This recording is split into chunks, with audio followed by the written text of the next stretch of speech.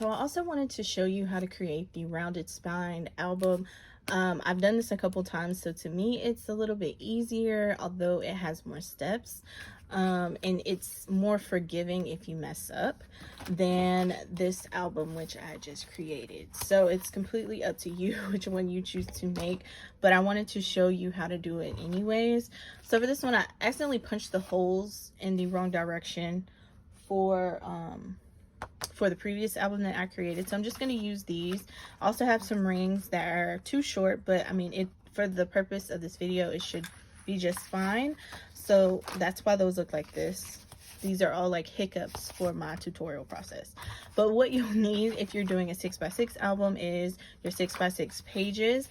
Again, I have two 6.5 by 6.5 chipboard pieces. You also need a 6.5 by 1 piece of chipboard. This is actually by 2, but I'm going to be cutting off quarters so it's easier for me to cut. To make your spine, because on this one I feel like my spine was actually a little bigger than I would have liked it. There's a lot more movement, so I think if I make it 1 inch instead of 1 1/4, it'll be better. So then I have this 5 by 8.5 piece of craft cardstock, and then I have a 6 by 11 piece of craft cardstock. Again, this width does not matter unless you are using it as the mat for the inside of your book. Unless you want it to fit like this in your book, the length of this does not matter. The height of this matters in regards to how you've punched your holes in your spirals. For it to be clean, you want it to be at least the same height as your pages. So there we go. So this one is just 6 by 11, and I need to go in and I'm just going to score at the 1/2 inch mark for this one, because I want my spine to be around 1 inch, so I want it to have like 1 inch of give. And I'm just going to make sure I fold on those creases, because you want it to make the zigzag when you've actually put it in your book. All right,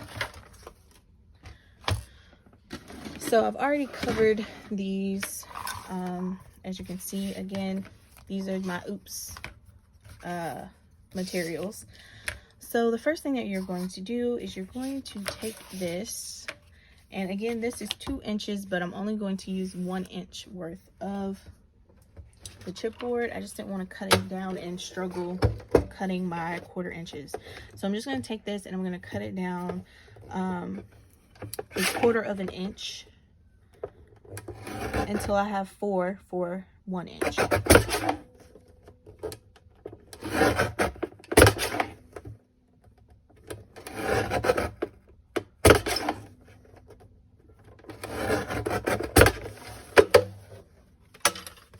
All right, so this is going to be my spine.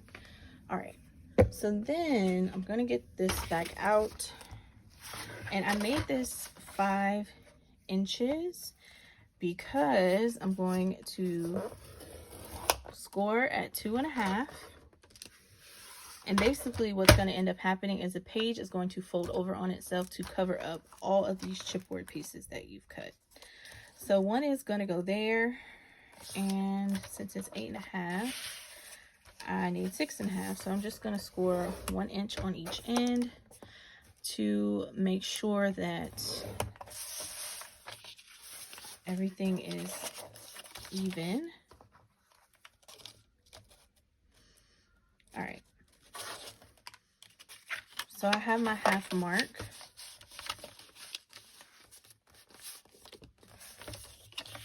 and that's just for me being able to make sure these are centered.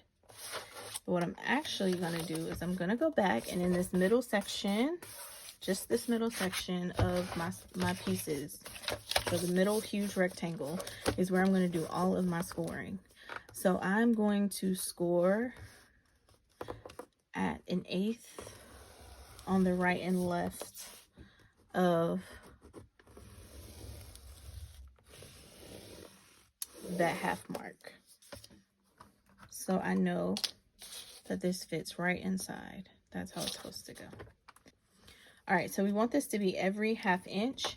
So then I'm going to score at 2 7/8 in the inside. And then over here, it'll be 2 1/8 on the inside. And then we have 1 7/8 over here.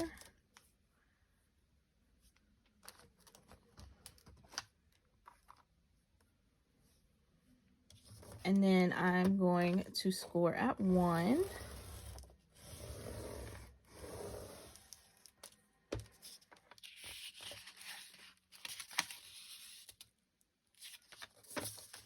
And over here, since it's not even with the number of pieces over here,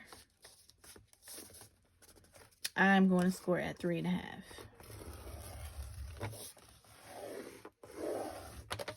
So hopefully you can see all of this. So the next thing I'm going to do is just take my tape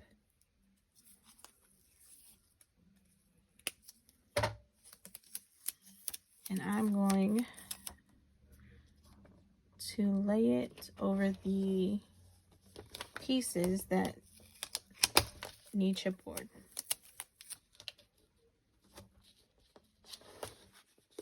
First, because I want to make sure I have those placed where they need to go. You can still see your score marks.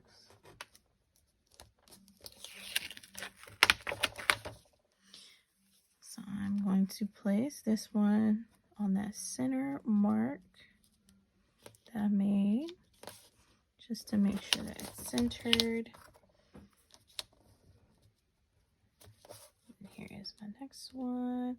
You don't want them to be right up on each other.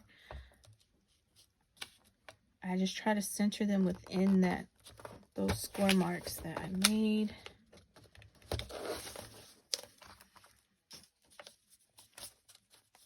All right, so there we go. There is that portion. Okay, so now you're wondering, like, why did she score so oddly and why does this look like this? All right, so the first thing that we are going to do is make sure that our marks are nice and burnished, and we are going to cut out these side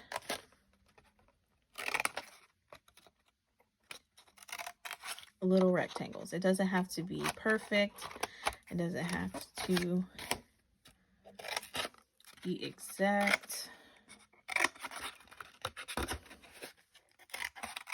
All right, so you should be left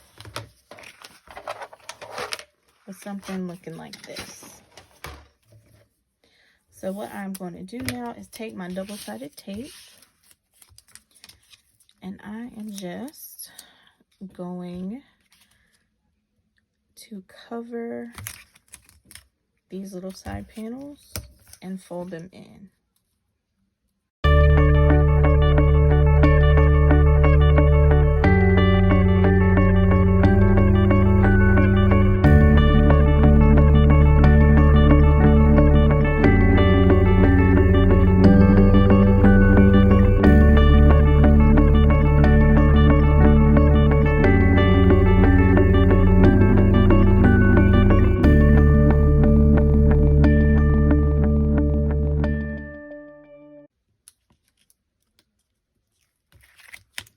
Fold that in, then fold these down.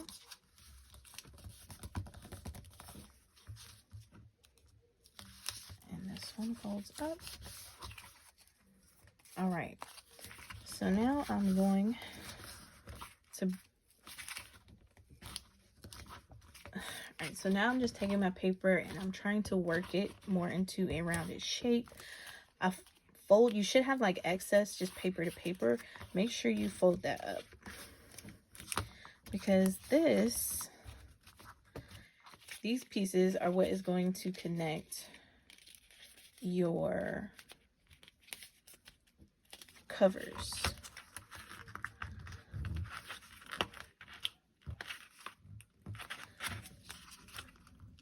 So it's important to make sure you leave a gap between those pieces of chipboard,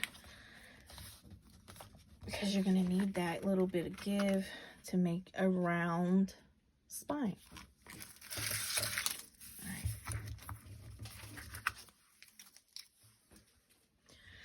So now we can get our book. And again, remember, I have one less spiral on here than I need, than I should have. So it may look a little wonky, but you are going to layer in your pages. And then you are going to add the page that is punched and folded in half. And if you have a design that you'd like to show on the outside, you need to make sure that when you put it in, you put it in with that design already showing here. So it should be right side out. All right.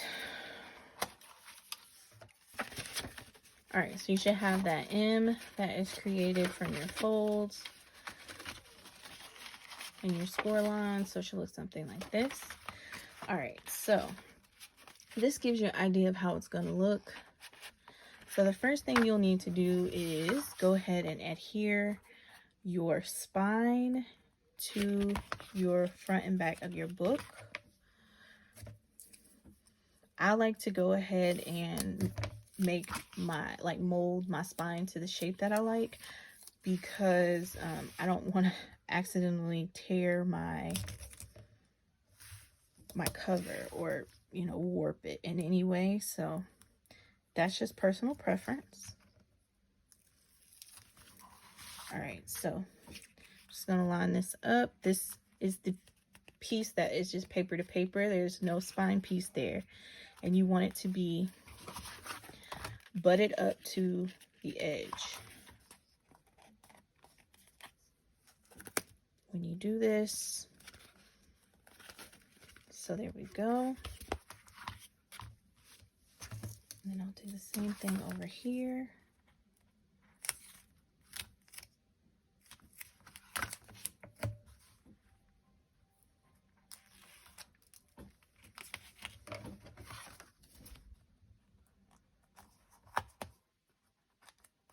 And there we go. So there is your book. So now it should look something like this. You are going to then center this within your book how you want it. Just make sure your spines are centered, and then adhere. So again, I'm going to use wet glue for this so I can wiggle everything where it needs to go. And this is just some tacky glue. I can't find my other glues, so bear with me. And that one is there.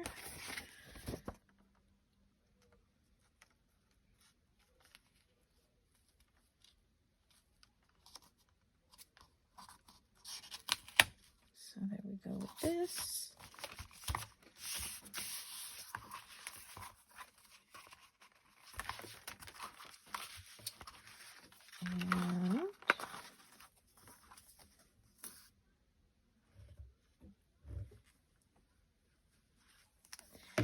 And there we have this.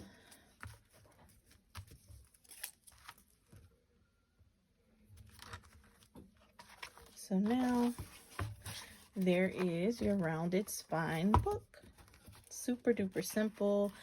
Like I said, I feel like this one is a little bit easier than the other one, but you can always add more pieces if you want a wider spine. I like how wide the spine is, but I feel like it was too wide for this book. So, but there you go. And it would just be a simple open and flip. Boom. So here are my two albums with the hidden spirals. Hopefully this tutorial made sense. All right, guys, thank you so much for watching and have a good day.